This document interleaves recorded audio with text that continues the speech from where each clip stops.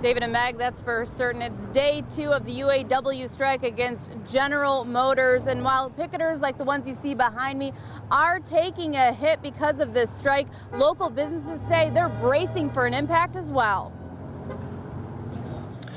I'm thinking that I hope it doesn't go on very long. Brad Kerfan owns Kerfan Super K, which sits right across the street from the Flint GM assembly plant. The workers are the bread and butter of his business, so he's a little nervous about the strike. I know that the two sides are quite a bit apart as far as negotiations, but we all hope around here that it's going to get solved and sooner than later. It's been less than 72 hours since UAW workers called the strike, demanding things like affordable health care, profit sharing, and pay raises. The work stoppage didn't take long to hit Kerfan's liquor store. It affects it directly. I mean, as of the first day, we saw a 30% decrease in business, and as time goes on, I'm sure that'll get even worse. Just down the road, a staple restaurant, which is usually filled with GM United Auto workers. We're nervous about this one.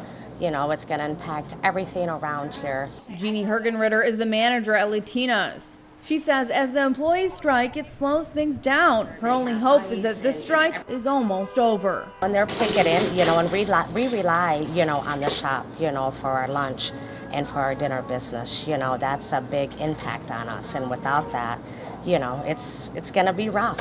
As workers strike, their pay reduces to just $250 a week, which could make it harder to support their families, let alone try to patronize the local establishments. And that's something Kerfan's concerned about.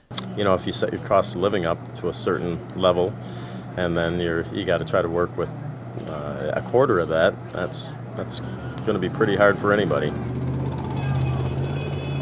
Now, the last strike with GM and the UAW was over a decade ago, and it lasted just a couple of days.